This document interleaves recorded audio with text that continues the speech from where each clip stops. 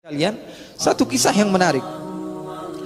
Kisah seorang tabi'in namanya Urwah ibnu Zubair.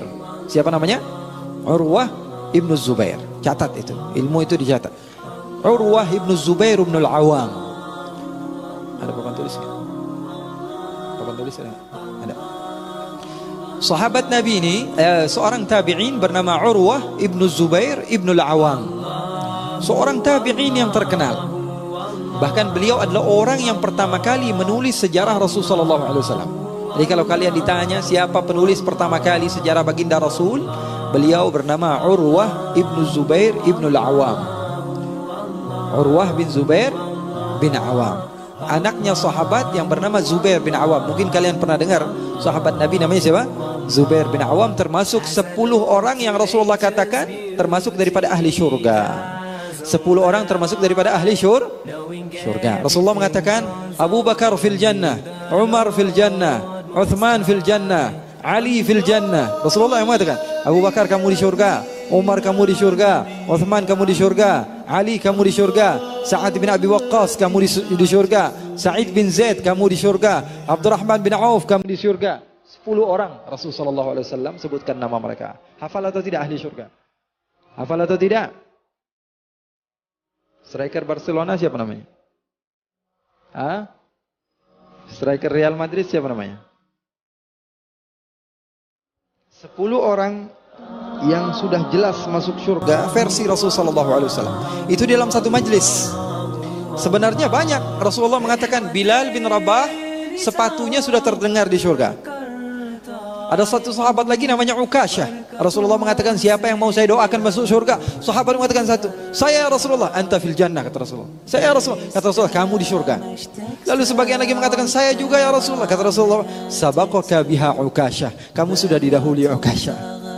Rasulullah SAW banyak sekali ya, menyebutkan daripada beberapa sahabat Rasulullah SAW yang menempati surga. Adapun 10 orang itu di dalam satu majlis, dalam satu pertemuan Rasulullah SAW mengatakan bahwa si Fulan bin Fulan adalah ahli surga. Siapa yang saya mau sebutkan tadi? Seorang tabi'in bernama siapa? Urwah bin Zubair. Urwah bin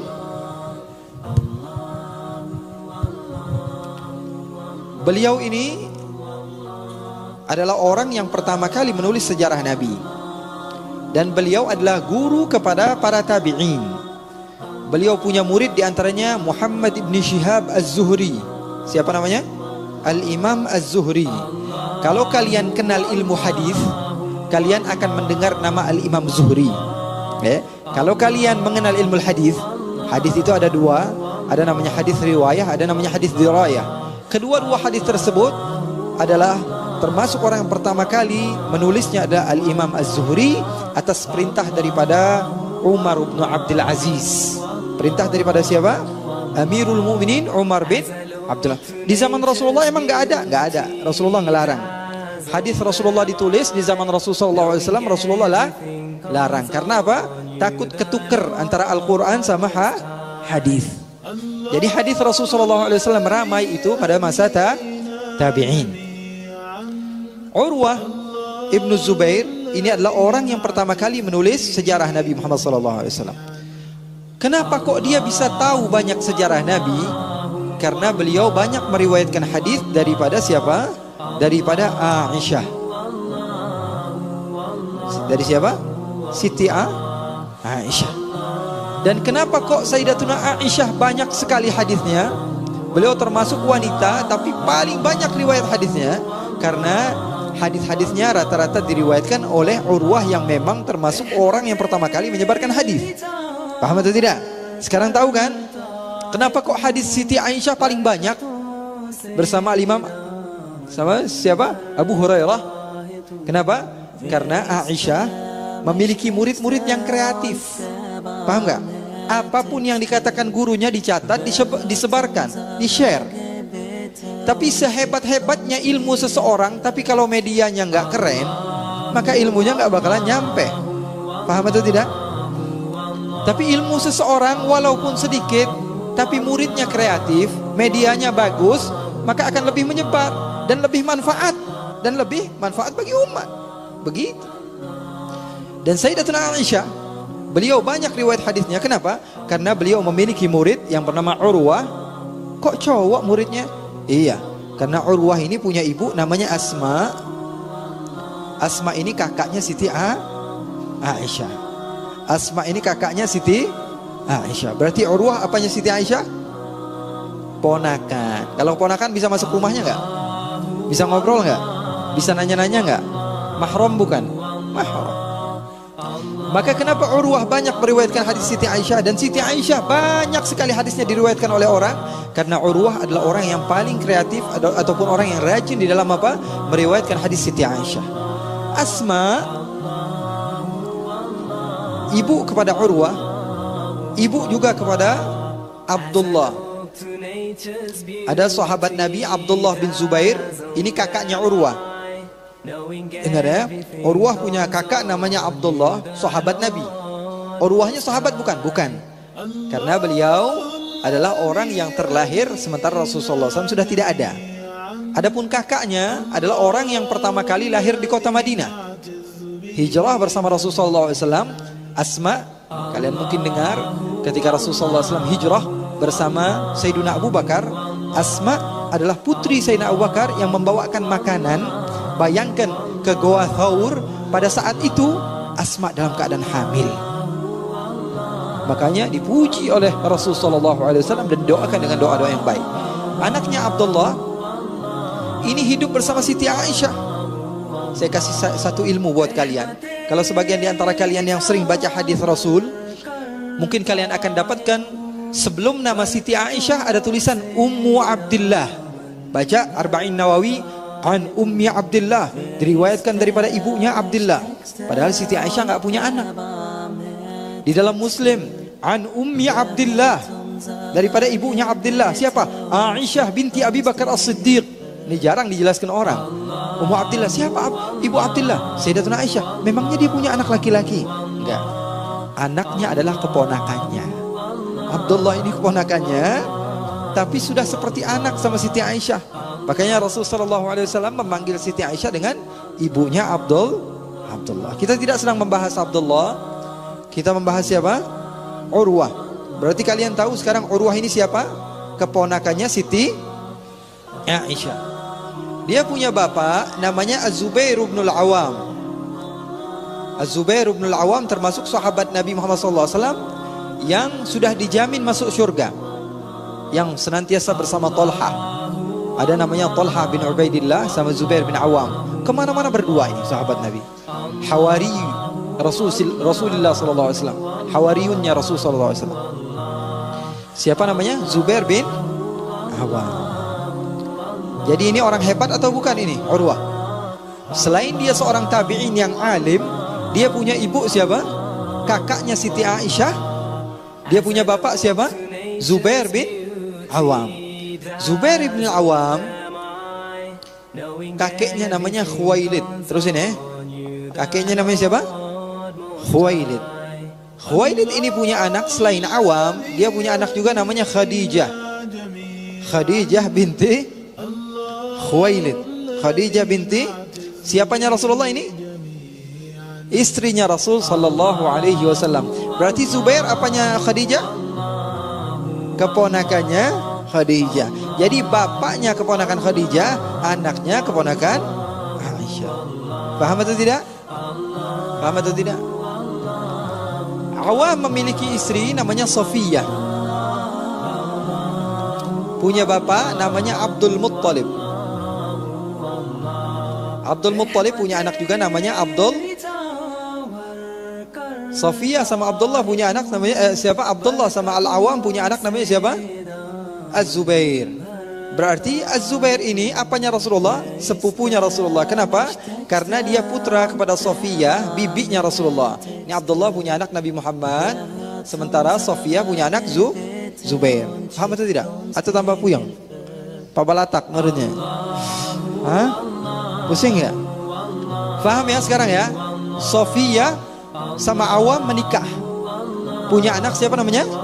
Zubair. Sofiyah itu adik-beradik sama Abdullah, Awam itu adik-beradik sama Siti Khadijah. Berarti Zubair adalah keponakan Siti Khadijah, dan dia sekaligus adalah sepupu baginda Nabi besar Muhammad sallallahu alaihi wasallam. Zubair ini menikah dengan kakaknya Siti Aisyah, melahirkan seorang ulama tabi'in yang sangat terkenal yang bernama Urwah ibnu Zubair. Urwah bin Zubair ini harus kalian senantiasa ingat namanya. Ini karena ini orang hebatnya orang Islam ini. Siapa namanya? Urwah bin Zubair ini orang hebat sekali dalam agama Islam. Beliau pertama kali menulis sejarah Nabi Muhammad SAW. Saya mau kasih kalian cerita, mungkin waktunya sudah mau habis juga ini. Masih lama. Urwah ini pernah suatu waktu di zaman Bani Umayyah ada seorang pemimpin bernama Al-Walid ibni Abdul Malik. Seorang khalifah pada masa itu, namanya siapa? Al-Walid ibni Abdul Malik. Dia mendengar tentang seorang ulama yang hebat bernama Urwah, maka dia berniat untuk memberikan hadiah. Wah, ini ulama Masya Allah, istiqamah, rajin mengajar, rajin memberikan ilmunya kepada siapapun yang ada. Maka khalifah mengirimkan surat kepada Urwah, wahai Urwah, kami di negeri Syam. Pada masa itu agama Islam kiblatnya negeri Syam, tempat khilafahnya, ibu kota umat Islam pada saat itu di mana? Di negeri Syam, di Damaskus. Kalau sekarang di Suriah, dulunya Romawi. Kalau zaman Abbasiyin itu mereka lebih ke Persia, di mana? Di Irak. Pada zaman Bani Umayyah mereka di Damaskus, di Suriah.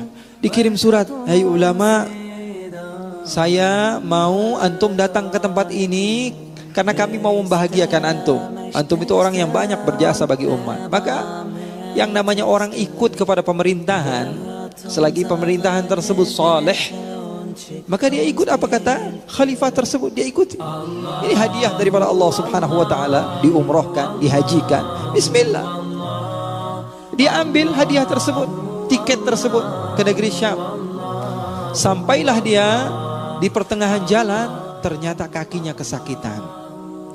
Khalifah mengatakan, bawa sahabat-sahabatmu wahai Urwah, bawa anak-anakmu wahai Urwah. Maka Sayyidina Urwah membawa beberapa sahabatnya dan anak yang paling dia cintai. Anak yang paling dia cintai dia bawa. Di pertengahan jalan kakinya sakit, tidak tahu kenapa, tidak bisa berjalan. Lalu dipijit, kalau kata sekarang diurut kali ya, salah urat atau apa gitu ya. Capek, perjalanan jauh. Maka ternyata tambah dipijit tambah sakit. Dicari tahu kenapa ini, disuruh berdiri nggak bisa berdiri. Akhirnya dibopong sampai ke negeri Syam.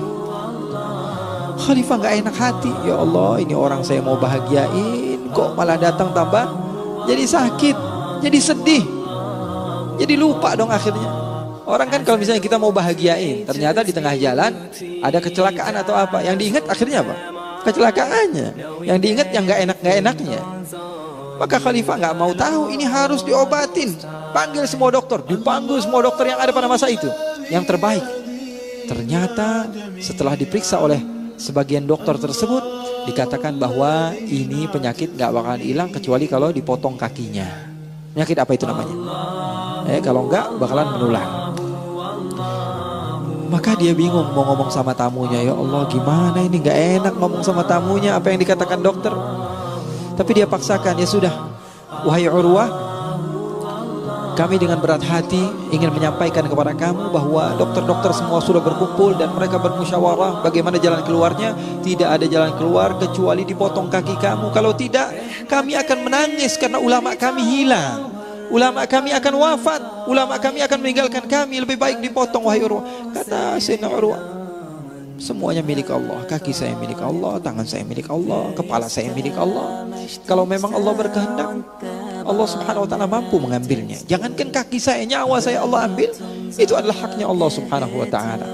Maka sebagian di antara mereka mengatakan, wahai Urwah, nanti malam ketika kamu waktu istirahat, saya akan berikan air sedikit. Air apa itu, kata Urwah? Air tersebut terbuat dari khamr, sehingga kalau kamu minum, kamu akan melupakan bahwa kami telah memotong kaki kamu. Dibiusnya dengan benda yang haram. Kata Urwah, saya tidak akan pernah mau hal tersebut. Walaupun nyawa saya diambil, lebih baik nyawa saya hilang dibanding saya minum sesuatu yang dimurkai oleh Allah. Maka sebagian lagi mengatakan, bagaimana jalan keluarnya kalau begitu? Apakah kami langsung potong? Kamu pasti akan kesakitan. Maka kata Urwah, nanti malam di saat manusia semuanya sudah sepi, saya akan sholat.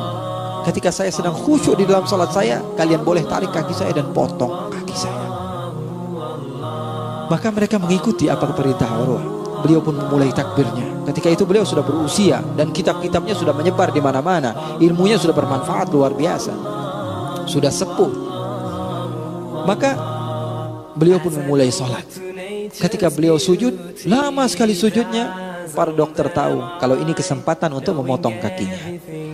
Maka ditariklah kaki Urwah lalu dipotong. Dan Sayyidina Urwah tidak merasakan sedikit pun dan tidak membatalkan sholatnya. Karena hatinya sudah bersama Allah. Orang itu kalau lagi asik sama orang yang dia cintai, dia nggak ingat kanan, nggak ingat kiri, nggak ingat depan, nggak ingat belakang. Betul atau tidak? Kalau lagi asyik dengan sesuatu, lagi main game misalnya, ibunya manggil, bapaknya manggil, nggak kedengaran sudah. Ada telepon malah dimatiin teleponnya. Betul atau tidak? Udah nggak ingat sama yang begituan, lagi fokus sama satu hal. Sayyidina Urwah mengajarkan kepada kita kalau fokusnya beliau kepada Allah. Beliau pun meneruskan sholatnya. Selepas sholat beliau melihat darah yang banyak sehingga beliau pun pingsan. Pingsannya kapan? Setelah sadar. Selepas sholat baru beliau pingsan. Tidak bangun-bangun sampai pagi. Anaknya bermain-main di luar. Ketika sedang bermain, ternyata anaknya bermain sama kuda milik raja. Kudanya tersebut menendang kepala anaknya sehingga anaknya tersebut terjatuh, dan ketika dilihat ternyata anaknya sudah meninggal. Anak yang paling dicintai Sayyidina Urwah meninggal. Lagi main sama kudanya raja, meninggal anaknya. Bingung ini raja. Ya Allah, belum kelar atuh lagi. Gimana ngomongnya ini sama Urwah? Mau ngomong kakinya udah hilang aja kami takut. Ini mau diajak senang-senang atau diajak untuk disiksa datang ke negeri Syam?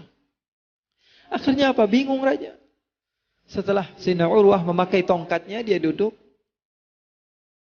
Raja tersebut mengatakan, azzamallahu ajrak.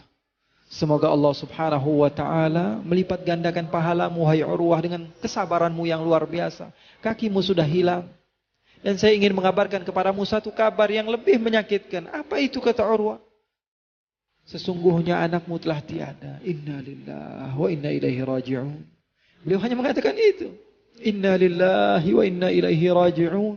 Ma'a'zamak. Alangkah mulia engkau ya Allah. Alangkah dermawan engkau ya Allah. Engkau memberikan aku 7 anak, kau ambil 1 dan kau sisakan 6 untukku ya Allah. Hakmu semua ya Allah. Akan tapi engkau memberikan aku jumlah yang lebih banyak daripada yang seharusnya aku dapat. Subhanallah. Rahmaka ya Rabb. Alangkah banyak karuniamu kepada aku ya Rabb. Akhirnya raja pun melihat kebahagiaan Sayyidina Urwah ketika mendapatkan kebaikan, keburukan, dan dia tahu itu semuanya dari Allah. Maka dia dengan lapang dada. Datang seorang yang buta, duduk di samping Sayyidina Urwah. Sayyidina Urwah bertanya kepada Amirul Mukminin, ya Amirul Mukminin, siapa orang tua ini? Kata Amirul Mukminin, ini orang yang setiap sore kalau duduk sama saya bikin saya senang. Siapa dia? Nampaknya dia orang dari orang-orang yang miskin. Umumnya orang yang miskin ngomong dari dalam hati. Gak dibuat-buat omongannya. Orang yang tidak memiliki apapun. Apa keutamaan dia? Kenapa wajahnya seperti ini? Kenapa dia bisa dekat dengan wahai Amirul Mukminin? Kata Amirul Mukminin, wahai Sayyidina Urwah, apakah boleh aku memberikan pertanyaan kepadanya? Kenapa dia bisa mendekat kepadaku dan dia bisa menjadi penasehat kepadaku? Maka kata Sayyidina Urwah, oke, tanyakan. Maka ditanyakan, wahai si buta, kamu ceritakan kepada Urwah apa yang kamu telah lalui daripada pedihnya kehidupan. Maka dia pun menceritakan, wahai Urwah, saya ini orang asli Syam. Saya ini orang asli Romawi. Saya ini dulu termasuk donaturnya kerajaan. Bapak-bapaknya Al-Walid Ibn Abdul Malik. Harta saya banyak, tidak terhingga, sehingga saya adalah orang yang paling terpandang di tempat ini. Tapi di satu malam Allah subhanahu wa ta'ala berikan banjir yang begitu besar, sehingga jangankan harta saya, istri saya, anak saya diambil semua oleh banjir tersebut. Saya orang kaya raya, wahai Urwah. Tidak ada manusia satupun di tempat ini kecuali semuanya pernah mendapatkan kebaikan saya. Tapi Allah berkehendak di satu malam Allah turunkan banjir, sehingga semua harta saya, anak-anak saya, semuanya telah habis. Semuanya telah meninggal. Harta saya tidak tersisa sedikit pun kecuali 2. Anak saya yang masih berusia kurang dari 1 tahun, sama unta saya. 2 itu saja. Maka saya melihat anak saya melihat unta saya ambil anak saya letakkan di bawah pohon. Kemudian saya ingin mengejar satu-satunya harta saya, yaitu unta. Ternyata unta tersebut menendang mata saya, sehingga mata saya tidak nampak. Dan saya melihat anak saya dan saya tidak tahu bagaimana cara menyelamatkan anak saya. Ternyata anak saya sudah dimakan serigala. Mata saya hilang, anak saya hilang. Begitulah cara Allah mendidik saya. Sayyidina Urwah bertanya, lalu setelah kamu dapatkan kepedihan itu semua yang tidak saya dapatkan pada saat ini sekalipun, apa yang kau ucapkan? Maka orang tua tersebut mengajarkan kepada saya pribadi. Beliau mengatakan, alhamdulillah, segala puji bagi Allah, karena Allah memberikan kepada saya 2 hal. Lisanan dzakira wa qalban amira. Hati yang senantiasa bersyukur kepada Allah dan lisan yang senantiasa berzikir kepada Allah. Itu harta di atas harta yang telah saya miliki. Oleh karena itu ikhwani, ini adalah apa yang disampaikan oleh Ustadz kita tadi juga. Apa yang saya sampaikan itu syarah kepada awal daripada surat Al-Fatihah yang berbunyi Alhamdulillahi Rabbil Alamin. Karena alhamd, pujian kepada Allah, berbeda dengan ats-tsana. Di dalam bahasa Arab, ats-tsana itu pujian kepada orang yang berbuat baik kepadamu. Tapi kalau alhamd adalah pujian kepada orang yang berbuat baik dan tidak berbuat baik kepadamu, maka diucapkan kepadanya alhamdu. Dan alhamdu menggunakan alif lam yang artinya listighraq. Artinya apa? Semua bentuk pujian hanya milik Allah subhanahu wa ta'ala, dan tidak ada siapapun yang dipuji atas kebaikan atau keburukan kecuali Allah subhanahu wa ta'ala. Yang baik datangnya dari Allah, yang buruk datangnya dari kita, dan segala sesuatu itu adalah ciptaan Allah. Akan tapi Allah senantiasa dipuji daripada hal yang menurut kita baik atau buruk sekalipun. Dan insya Allah ini menjadi manfaat bagi kita semua. Amin ya rabbal